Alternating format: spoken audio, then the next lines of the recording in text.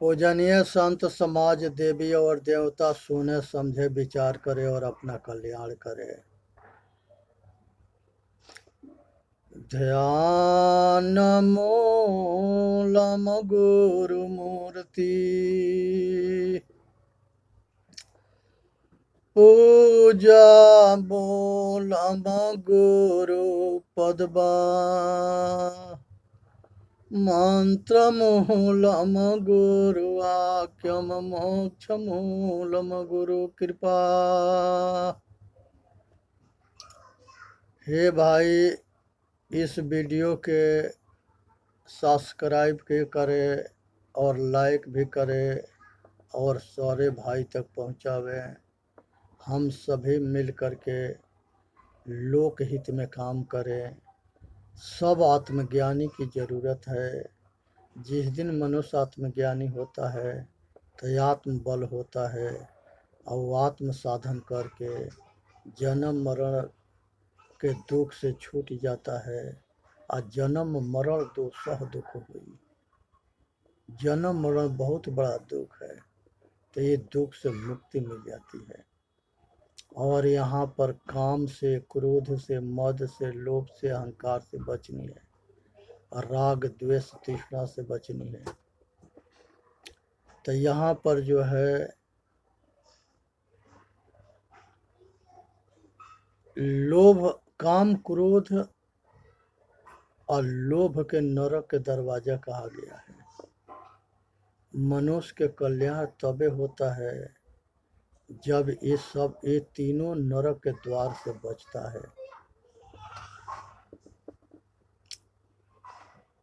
एक पंडित थे, वो पंडित बनारस से पढ़ करके और वेदांत के प्रांग विद्वान हुए आए। तो उसके बाद उनकी शादी हुआ।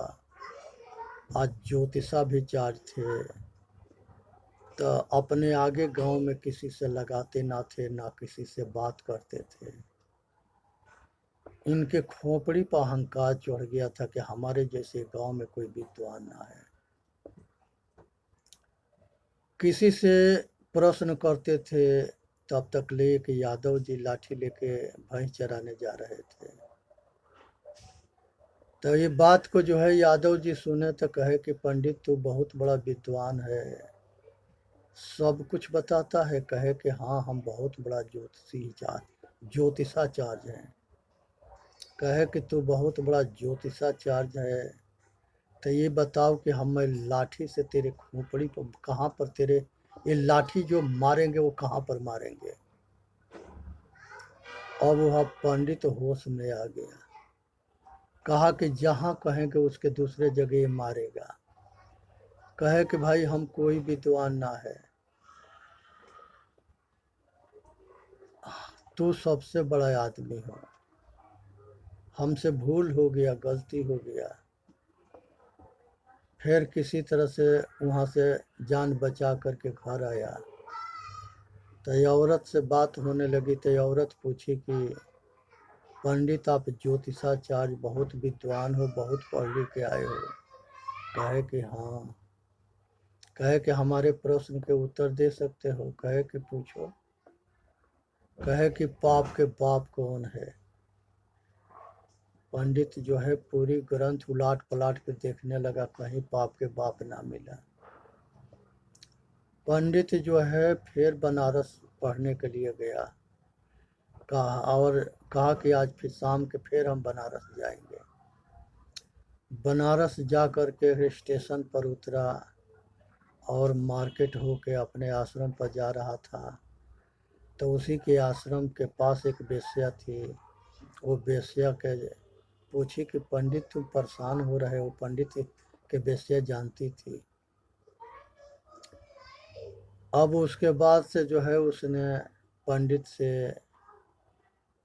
पंडित के सब हाल सुना दिया वेश्या के पंडित। तो कहे कि परेशान क्यों हो रहा है, इसके उत्तर हम बता देंगे, हमारे पास चलो। पंडित के साथ में ले कर के, नौजवान और सुंदर भी था, वेश्या अपने कोठा पर आ गई। कोठा पर आने के बाद से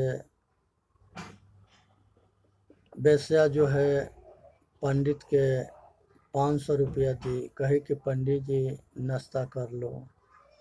नाश्ता कर लिए, शाम हो गया, पंडित जी के 1000 रुपया दी, कहे कि पंडित जी भोजन बना देते हैं, खा लो। पंडित जी जो है 1000 रुपया लेके भोजन भी कर लिया। उसके बाद फिर 1000 रुपया दी, कहे कि पंडित आज यहीं सो जा। पंडित सो गया, सोने लगा, कहे कि पंडित हमारे पास सो जाओ, तो उसी के लिए 1000 रुपया दी। तो वहाँ सो गया, तो उसके बाद से उसने 2000 रुपया दी, कही कि हमारे थोड़ा पैर दबा दो। वो सारा कपड़ा निवस्त्र हो करके अब पंडित को कह दी अपने देह दबाने के लिए। पंडित जो है अपने होश में ना रहा, और उसने पैसा भी पाया, अब मजा भी पाया, अपना बेहोश हो गया, और सब कुछ सारे हद पार करके और सब कुछ कर डाला। फिर सवेरे पंडित नहा धोआ कर तैयार होकर टीका टाका चोटा चोटी बांध करके और फिर अपना रामनामी का वस्त्र ओढ़ करके अपना तैयार हो गया। कहा कि वैसे अब तो हमारे प्रश्न के तू उत्तर बता दो। कहे कि हम तुम्हारे प्रश्न के उत्तर तो तुमके जो है प्रत्यक्ष प्रमाण के साथ दिखाया है, पिक्चर पूरी प्रमाणित करके दिखाया है। कहा कि इसके मतलब क्या है? कहा कि पाप के बाप लोभ है। तुम बहुत बड़ा धर्मात्मा पंडित है, आचरणशील है, अब वेदांती है, विद्वान है, लेकिन तुमके हम पाप के गड्ढा में गिरा करके अब पाप के गड्ढा में घुमा करके निकाली। ये कामना जो है, काम क्रोध और लोभ, ये नरक के दरवाजा है। वही पंडित के सब पंडित समाज जान गए कि वो मुस्लिम वेश्या थी, और उसके यहाँ जा कर के रात बिता दिया पंडित। तो ये पंडित समाज उसको छांट दिए। ये पंडित अपने में मिलाए नहीं। वो पंडित फिर उस वेश्या के पास गया, आया, अपना कंडीशन बताया, और वेश्या कहे कि तुम हमसे शादी कर लो। और शादी करने के बाद से वही पंडित जितने हमारे हिंदू के धर्म ग्रंथ थे, सारे ग्रंथ में मिलावटबाजी किया कि जब हम ना बचे तो और कोई ना बचे। तो इसलिए जो है वो पंडित 2 पत्नी रखा, एक वहाँ पर बनारस में मुस्लिम लड़की के, और एक यहाँ घर पर। और उसी में जो है खिचड़ी बना, 2 संतान हुए, और दोनों जो है आगे बढ़ करके सब अपने अपने मतलब स्वार्थ के अंधे हुए, आपस में लड़े मरे, और सब कुछ हुआ। ये सब समझने की विषय है। केरला के अंदर जो है मसाला की खेती होता था, तो वहाँ पर जो है जो समुद्र के पार चला जाता था, तो उसको ये मुसलमान बना देते थे, और उसके हाथ के छुआ हुआ पानी कोई ना पीता था, वो मुस्लिम हो जाता था। तब बाहर के विदेशी हिंदुस्तान में अपना अपना व्यापार करते थे, तो वहाँ के राजा भी जो है मंत्री के कहने पर यहाँ के भी सब घर से एक एक लड़कों के व्यापार के लिए भेजा, पढ़े लिखे होशियार को। लेकिन जब वहाँ से वो व्यापार करके आए, तो यहाँ के जो पंडित समाज था वो सबको मुस्लिम घोषित कर दिया कि सब के धर्म नाश हो गया, ये सब मुसलमान हो गए। और वो सारे जो है वहाँ समुद्र के किनारे रहने वाले केवट थे, मलाह थे, तो वो जो वहाँ से व्यापार करके आए तो अपना ही घर में नुआएंगे। वो सारे धन से मजबूत हुए, बल से मजबूत हुए, और सब तरह से संपन्न हुए। आइए, यहाँ के गद्दार जो है हिंदू के मुसलमान घोषित करके या विवश करके और मजबूर करके उसको जीने खाने रहने के लिए मजबूर कर दिया।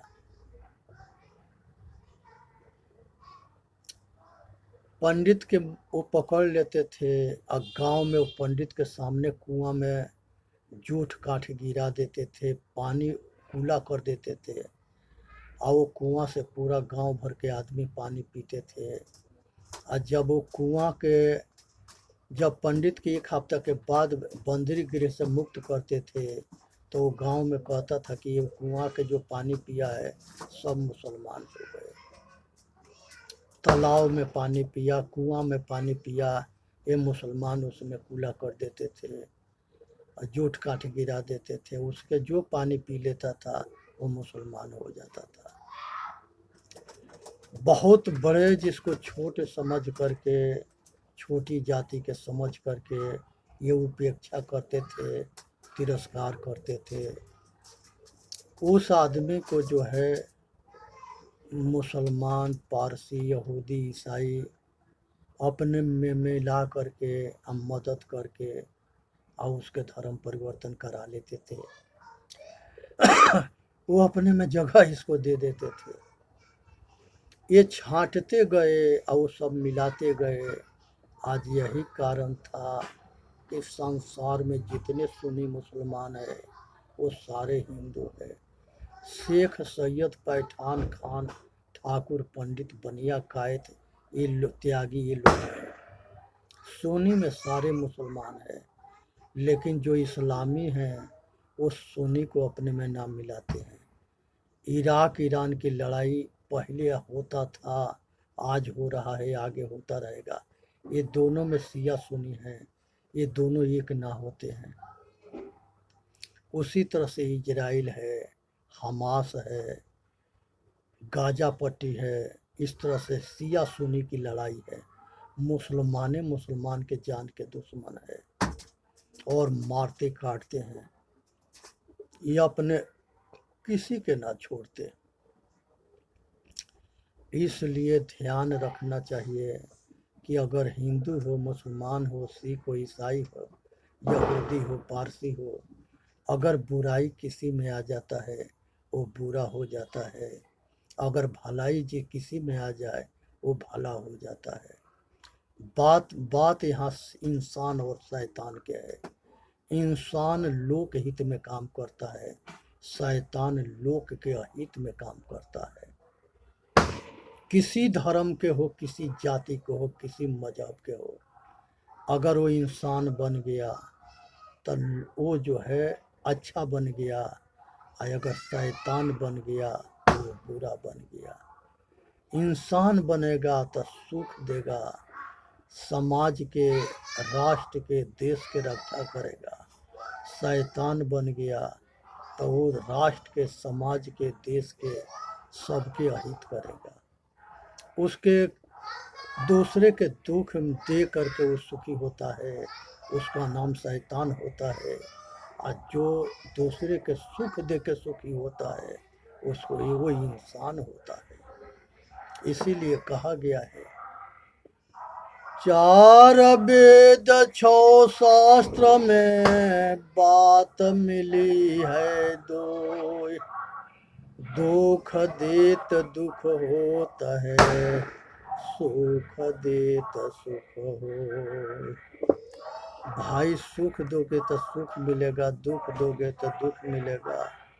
तो ये काम, क्रोध और लोभ को समझना है। अहंकार बहुत प्रबल शत्रु है, ये पाप के बाप है। जिसके खोपड़ी पर अहंकार चढ़ जाता है वो किसी के न सुनता है ना किसी के मानता है।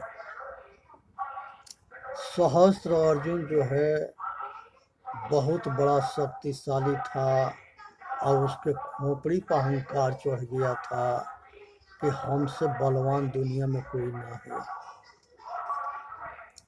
अब जो है एक तरफ सहस्त्राबाहु अपने बल के घमंड में चूर था, पागल था, और एक तरफ जो है रावण भी जो है ये भी ऐसा ही अहंकारी था, ये भी ऐसा ही सोच रहा था कि दुनिया में हमारे जैसे बलवान कोई ना है।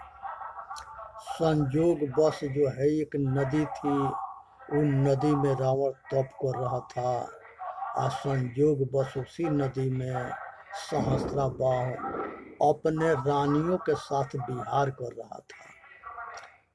नौका में बैठ के नौका विहार कर रहा था नदी में। संजोग बस नौका आ करके रावण के पीछे से धक्का मार दी और रावण पानी में गिर गया। गिरने के बाद रावण के गुस्सा आ गया, उसने जो है नौका के पलट दिया और वो सहस्त्राबाहु और उसके रानी सब समेत जो है पानी में गिर गए। सहस्त्राबाहु निकला, कहा कि ये दुनिया में किसके ऐसा कौन ऐसा है जो सहस्त्राबाहु के सामने ऐसा हरकत कर दिया। इधर रावण कहता है कि कौन ऐसा है जो रावण के सामने ऐसे अभद्र व्यवहार किया। दोनों अपार अहंकारी थे और दोनों जो है मल्ल युद्ध शुरू हो गया। वो मल्ल युद्ध में दोनों के इतने पीटे और इतने मारपीट हुई और दोनों के उठाव पटक हुआ कि दोनों जो है बहुत जो है परास्त हो गए।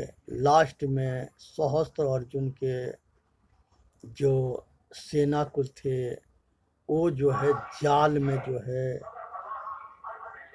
लोहा के तार के जाल होता है, उसी में जो है रावण को जाल में बंदी बना लिए, जाल फेंक करके उसी में फंसा के बांध दिए। रावण के सहस्त्र अर्जुन के दरबार में रावण को ले गए सब। तो वो जो है वहाँ रावण कहता है कि तुम्हारे जैसे हम धोखाबाज दुनिया में कहीं ना कोई देखे। तुम्हारे में ताकत होता तो हमसे युद्ध में हमके परास्त करके हमके बंदी बनाता। कहे कि तुम्हारा इतिहास हमसे भी गंदा है, तुम भी कम धोखाबाज ना है। सीता के हरण किया, सब ऋषि मुनियों के और सब संतों के तुम्हारे राज से निकलवा दिया, सब पर घोर अत्याचार किया। रावण भी कहता है कि सहस्त्र अर्जुन तुम्हारे से ज़्यादा गंदा हमारा इतिहास ना है। तुम भी तो भार्गव के जो है कामधेनु गाय जबरन ले लिया, उसके पीछे जो है सारे भार्गव के मारते या पीटते काटते आ रहे। ये सब एक दूसरे पर आरोप लगाते रहे। लास्ट में जब वो नहीं मार पाया रावण को तो उसको बंदी गृह में डाल दिया। बंदी गृह में डालने के बाद से वही जो है भगवान शिव के यहाँ जो है परशुराम जो है विद्या पूर्ण करके अब आने वाले थे। उसी समय जो है भगवान जो है शिव उसे कहे आके आप जो है परशुराम जी कहे कि परशुराम जी कहे कि प्रभु आप हमसे गुरु दक्षिणा ले लो। उसने कहे कि गुरु दक्षिणा में जाओ रावण के बंदी गृह अर्जुन की यहाँ बंदी है, उसे जा करके छुड़ा करके लियो, छुड़ा देना वहां से बंदी, रावण के बंदी मुक्त कर देना। रावण जब आए तब भार्गव के साथ अत्याचार हुआ था और ये जो है वहाँ रावण के दरबार में गए और रावण के बड़ी विकट संकट से आप बहुत परिश्रम करके बंधन बंदी गृह से मुक्त करा दिए। तो ये सोचने के विषय है कि संसार के अंदर जो है ऐसे ऐसे महायोद्धा थे और वो सब भी संकट में फंसते रहे। तो इसलिए जो है अहंकार ना करनी चाहिए। आज रावण सीता के हरण ही किया, जिसको वजह से रावण के विनाश हुआ। सहस्त्र अर्जुन जमदग्नि ऋषि के कामधेनु ले गया जबरन, इसी के पीछे सहस्त्र अर्जुन के 5 पुत्र मारे गए और सहस्त्र अर्जुन के विनाश हुआ। बहुत लोग रावण के समझाए, रावण किसी के ना सुनता है ना मानता है, अपन ही गीत गाता है और जो इसके विरोध करते हैं उसके दुश्मन हो जाते हैं। क्योंकि अहंकार की ये पहचान होता है, जब खोपड़ी पर अहंकार चढ़ता है तो उसका पहचान यही है कि दुनिया में किसी के नहीं मानेगा, ना किसी के सुनेगा, अपना हाँकेगा, अपना कहेगा, और उसके जो ना मानेगा वो उसके दुश्मन हो जाएगा, उसको जो है वो मरवा देगा, मारेगा, मरवाएगा, दुख देगा, फंसाएगा। इस तरह से जो है अहंकारियों के पहचान होता है। उसी तरह से राग होता है।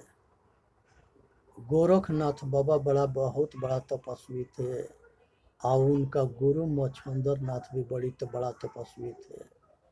मच्छंदर नाथ बाबा के तो कहा जाता है कि शंकर के एक अवतार थे, भगवान शिव के। उन्होंने सिंघल द्वीप के महारानी के यहाँ जा कर के अतिरिया चरित्र है, काम के नगरी में, काम के आसक्त में वहाँ फंस गए और सिंघल द्वीप के महारानी से शादी करके अब बच्चा पैदा करके हम मौज मस्ती में लग गए। इधर गोरखनाथ बाबा जो है गुरु के खोज करते करते परेशान हो गए। लास्ट में पता लगा कि गुरु जी सिंघल द्वीप में हैं। ये बड़ा मुश्किल से गोरखनाथ बाबा वहाँ पहुँचे और जा कर के सिंघल द्वीप के महारानी से गोरखनाथ बाबा से मिले और किसी तरह से जो है वो रानी के चकमा दे करके गोरखनाथ बाबा के उस बंदी गृह से गोरखनाथ बाबा मच्छंदर नाथ बाबा के बंधन से मुक्त कराए। ये विचार करने की विषय है कि गुरु शिष्य के कल्याण करता है, लेकिन गुरु अगर शिष्य भी अगर अच्छा है तो वो भी गुरु के कल्याण कर देता है। अगर जो है दुनिया की कोई ताकत नहीं था कि मच्छंदर नाथ बाबा को बचा सके, उनका पतन निश्चय था, अब पतन हो गया था, लेकिन उस पतन के गड्ढा से गोरखनाथ बाबा निकाल लाए और इन्हें बंधन से मुक्त करा दिए। तो ये सतगुरु होते हैं, वो बंदी छोर होते हैं, वो सभी के दुख से मुक्त कराते हैं। लेकिन जो महामूर्ख होता है वो सतगुरु के भी दुश्मन बन जाता है, सतगुरु के अहित के काम करता है, सतगुरु के बदनाम करता है, सतगुरु के वचन से दूर रहता है, उनके संयोग से दूर रहता है, उनके कृपा दृष्टि से दूर रहता है, तो उसको भगवान भी नहीं बचा सकते। इसीलिए कहा गया है गुरु गोविंद दो खड़े काको लागू पाओ, अब बलिहारी गुरु आपने गोविंद दियो बताए। बलिहारी ऐसे गोविंद के जो सतगुरु के शरण में प्रगट करा दे और सतगुरु के कृपा दृष्टि से जन्म और मृत्यु के दुख कट जाए, बेड़िया कट जाए, बंधन कट जाए। द्वेष जो है बहुत प्रबल शत्रु है मनुष्य के। दो दोस्त तपस्या करते थे, दोनों दोस्त जो है भगवान शिव के खुश कर दिए। भगवान प्रकट हुए, कहे कि हमसे वरदान मांगो, हम तुम्हारे वरदान से खुश है, लेकिन जो पहले मांगेगा उसके बाद वाला के डबल मिलेगा। अब दोनों आपस में कहे कि तुम मांगोगा, करते करते डबल के चक्कर में दोनों पड़ गए। लास्ट में एगो हार करके जब ना वो मांगा तो लास्ट में कहा कि हे प्रभु, अगर खुश हो तो हमारा एगो आँख ले लो, कि हमारा दोस्त के दोनों आँख चला जाएगा, और हमारे दरवाज़ा पर एक कुआं खोद दो कि इसके दरवाज़ा पर दो कुआं हो जाएगा, तो इसके दोनों आँख चला जाएगा, कुआं में गिर के मर जाएगा। तो दुनिया याद रखेगी कि दोस्त हो तो ऐसा हो जो अपना दोस्त के ठीक से बर्बाद कर दिया। तो ये ऐसे दोस्त से बच के रहना भाई। दोस्त से अब मनुष्य बनता भी है और दोस्त से बिगड़ता है, तो ऐसे दोस्त से बचनी चाहिए। पांडु और कौरव दोनों भाई थे, भीम और दुर्योधन। भीम शकुनी ऐसे दुर्योधन को भड़का दिया था कि एक समय जो है भीम के खीर खाने के लिए ले जाकर निमंत्रण करके और उसी खीर में जहर मिला करके और खिला करके बेहोश करके और ले जा करके और समुंदर में डाल दिया, पानी में डाल दिया कि डूब के मर जाएगा। संजोग बस उसके सरफ भीम के काट लेता है, तब भीम के जब सरफ कटता है तो उसके जहर उतर जा गया और वो भीम होश में हो गया। और होश में होने के बाद किसी तरह से फिर हस्तिनापुर में आया। तो देख यहाँ पर जो है इसके जो है ऐसे ऐसे मनुष्य एक दूसरे के देख के जलते हैं। ऐसा मत, पड़ोसी अपने दुख से जितना दुखी ना है उतने दूसरे पड़ोसी के सुख देख करके दुखी है। भाई अपने दुख से जितना दुखी ना है उतना भाई के विकास देख करके दुखी है। मित्र जेंगा अपना दुख से दुखी ना है उतना मित्र के विकास और तरक्की देख करके दुखी है। तो ऐसे आँख मत बनाओ भाई जो तुम्हारा दृष्टि दोष हो जाए। अपने नेत के ठीक करो, नेत बदलेंगे, नज़ारा बदलेंगे, विचार बदलेंगे, किनारा बदलेंगे, तो अपने नेत के ठीक करो। बेभिचारी मत बनना। बेभिचारी किसी के बेटी बहन के इज्जत करना, सम्मान करना, जो बोओगे वही काटोगे। लेकिन जो शैतान होता है वो बेटी के बेटी ना समझता है, बहन के बहन ना समझता है, माता के माता ना समझता है। चेतन जीव दुख मुक्त चैनल पर आके अपना कल्याण करे और वीडियो के लाइक और सब्सक्राइब करे और सभी भाई तक पहुँचावे। और बोलिए सतगुरुदेव की जय। साहेब बंदगी, साहेब बंदगी, साहेब बंदगी।